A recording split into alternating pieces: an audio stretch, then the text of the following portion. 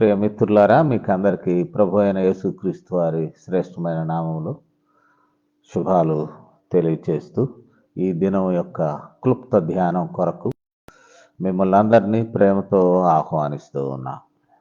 నేటి దినమునకై ఎంపిక చేసుకున్నటువంటి వాక్య భాగము, లేఖన భాగము పరిశుద్ధ గ్రంథంలో నుండి అపోస్తుడైన పౌలు వ్రాసిన రెండవ పత్రిక, కొరింథీయులకు వ్రాసిన రెండవ పత్రిక 5వ అధ్యాయము 17వ వచనం.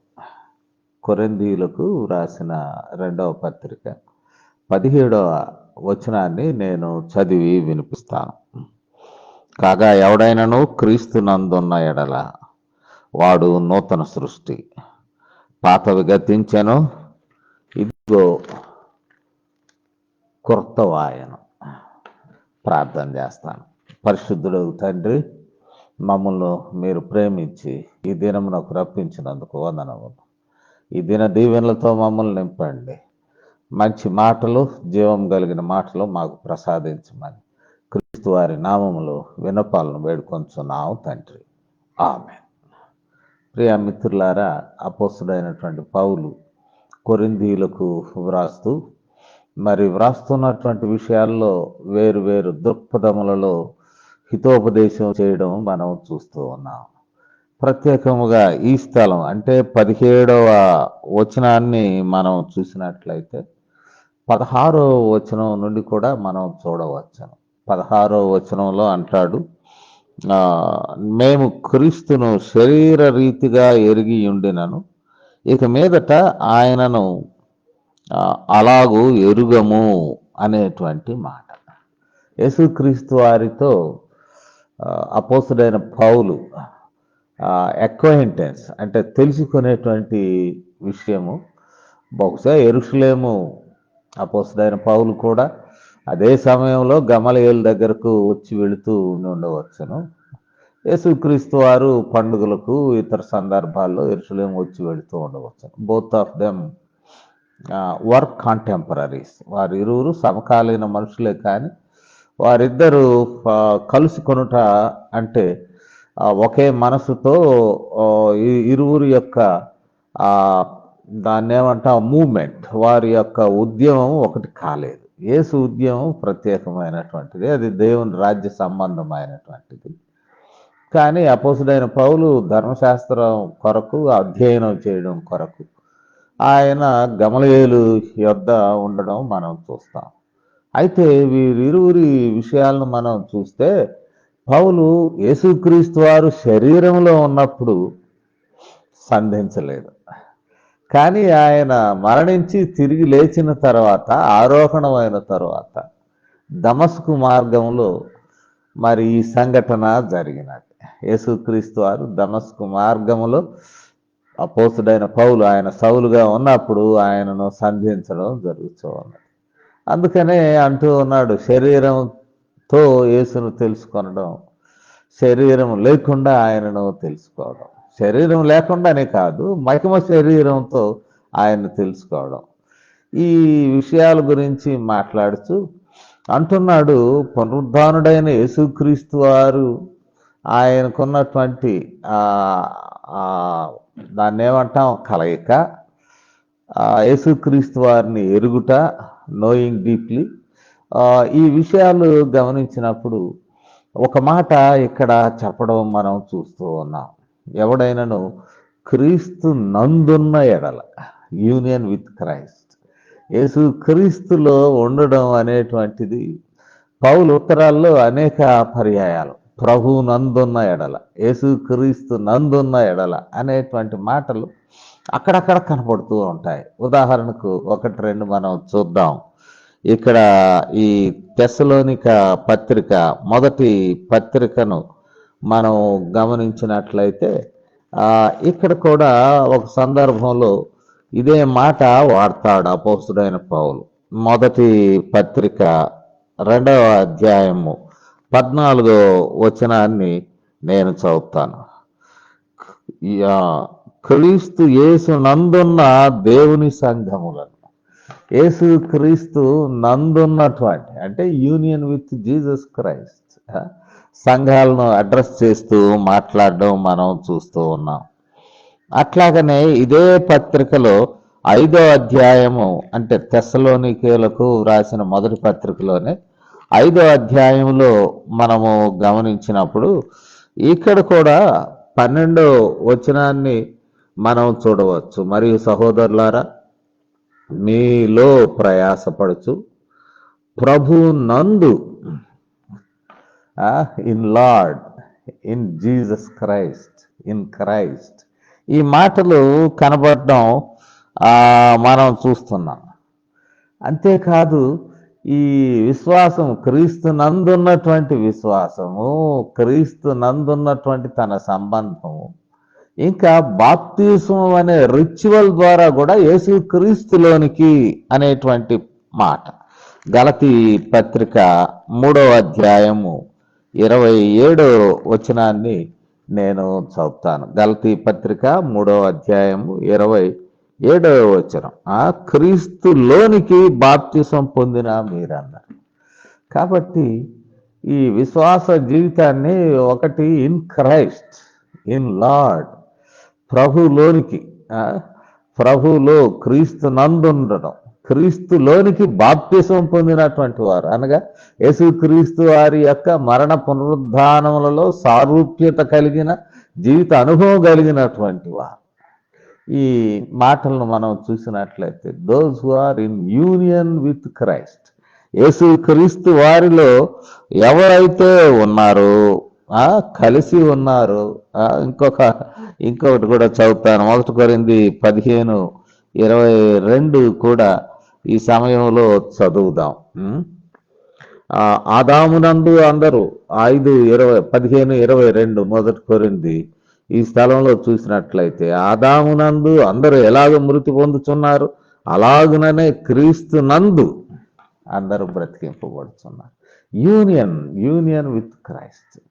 సరే, ఇక్కడ ఉన్నటువంటిది ఏమిటంటే, యేసుక్రీస్తు నందు ఉన్న ఎడల వారు నూతన సృష్టి, పాతవి గతించెను, ఇదిగో క్రొత్తవాయెను. ఇక్కడ ఒక ప్రత్యేకతను జీవిత అనుభవంలో తెలియజేస్తూ ఉన్నాడు. పాతవి గతించెను. ఆదాము నందు ఏ రీతిగా మానవుడు పాపి ఆయనో, ఆదామునందు ఏ రీతిగా మనిషి దేవుని యొక్క సహవాసము నుండి దూరమాయనో, ఆదామునందు పాత జీవితమును కలిగి ఉన్నాము, ఆ పాపపు వారసత్వంలో ఉన్నాము అంటున్నాడు. యేసుక్రీస్తులో if you become union with Christ, అది గతించను, ఓవర్, అది ముగిసినటువంటి అధ్యాయము. మన జీవితాల్లో కూడా దేవుడు మనకిస్తున్నటువంటి మహాభాగ్యం. ఎవరైతే రక్షణ పొందుతూ ఉన్నారో, లేక మారు మనస్సు పొంది పశ్చాత్తాపంతో ప్రభు వైపు ఎవరు తిరిగినారో, వారు ఈ రక్షణ అనుభవాన్ని బట్టి క్రీస్తులో తమ జీవితాన్ని ప్రారంభిస్తున్నారు. యేసుక్రీస్తు నందు. అదే సింబాలికల్గా యేసుక్రీస్తు వారిలోనికి బాప్తిజం, the ritual of baptism, ordinance of baptism. బాప్తిజం అనేటువంటి ఈ క్రైస్తవ ఆచారం ద్వారా క్రీస్తులోని, హృదయంలో క్రీస్తులోనికి, ఎక్స్టర్నల్గా సంఘమందు క్రీస్తులోనికి మనం ఎవరైతే జీవితాన్ని ప్రారంభిస్తారో, ఇక పాతవి తీసేయండి, పాతవి గతించను అంటున్నాడు. ఇదిగో క్రొత్త వాయను, ఇదిగో క్రొత్త వాయను, న్యూ లైఫ్ ఇన్ క్రైస్ట్. ఇది దేవుడు కోరుతూ ఉన్నటువంటిది. దేవుడు యేసుక్రీస్తు వారు నందు శిలువ మీద తన ప్రాణమును పెట్టి రక్తమును కార్చి సమాధి చేయబడి 3వ దినం తిరిగి లేచుట అనేటువంటిది క్రీస్తునందు మన పాతవి వదిలేసుకొని నూతన జీవములోని, the resurrection of Jesus Christ. పౌలు కూడా 16వ వచనం నుండి ప్రారంభిస్తాడు. శరీర రీతిగా మనం ఎదగటం కాదు, కానీ యేసుక్రీస్తునందలి నూతన జీవం, ద రిజరెక్టెడ్ జీసస్ క్రైస్ట్, దానిలోనికి మనం క్రొత్తవిగా మారుచూ ఉన్నాము. Coming out from old life అనేటువంటి మాట. ఇదే విధానము ఒక్క నిమిషం మనం కానీ పాత నిబంధనలో చూసినట్లయితే, పాత నిబంధనలో కూడా ముఖ్యంగా యెషయా భక్తుడు తృతీయ యెషయా అనవచ్చును, ఈ మాటలు మాట్లాడుతూ ఉంటాడు. యెషయా 65వ అధ్యాయము మనం చూసినట్లయితే ఇశ్రాయేలీయుల జీవితంలో కూడా ఇట్టి అనుభవాన్ని గురించి మాట్లాడతాడు. 65వ అధ్యాయానికి మనం వెళ్ళినట్లయితే యెషయా మరి ప్రత్యేకంగా 17వ వచనం నుండి, ఇదిగో నేను క్రొత్త ఆకాశమును క్రొత్త భూమిని సృజించుచున్నాను, మునుపుటవి మరువబడును, జ్ఞాపకమునకు రావు. ఇదిగో నేను క్రొత్త ఆకాశమును క్రొత్త భూమి, the creation it self is renewing. సృష్టి నూతన పరచబడుచున్నది అనేటువంటి విషయము ఇక్కడ వివరించడం జరిగినది. అదే యెషయాలో 66వ అధ్యాయంలో కూడా 22 నుండి 23 వచనాలు నేను చదువుతాను. ఇక్కడ అంటాడు, నేను సృజింపబో క్రొత్త ఆకాశమును క్రొత్త భూమియు, దీని గురించి మాట్లాడుతూ ఉంటాడు. 22వ వచనం, లయం కాక నా సన్నిధిని నిలిచినట్లు నీ సంతతియు నీ నామమున నిలిచియుండును, ఇదే యెహోవా వాక్కు. నేను సృజించబో క్రొత్త ఆకాశం క్రొత్త భూమి, total world order. What about old order? మనం గమనించినట్లయితే రోమాపత్రిక 8వ అధ్యాయం ఇప్పుడు కాదు, తర్వాత చూద్దాం. పాత సృష్టి మూలుగుచున్నదంట దేవుని కుమారుల ప్రత్యక్షత కొరకు.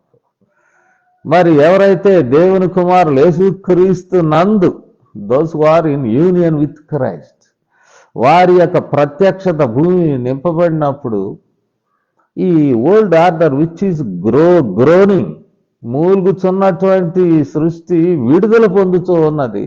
ఆ విడుదల కొరకు ఎదురు చూస్తూ ఉన్నది. కాబట్టి లోకమే నూతనముగా మారుతూ ఉన్నది, ఒకని జీవితమే నూతనముగా మారుచున్నది. అనగా పాతవి ముగించబడుతూ ఉన్నాయి. ఇంకొకసారి యెషయా గ్రంథము 43 మనం చూద్దాం. యెషయా గ్రంథము 43 18 వచనం ఒకసారి చూద్దాం. యెషయా గ్రంథము 43 18 మనం చూద్దాం. ఇక్కడ నేను చదువుతూ ఉన్నాను.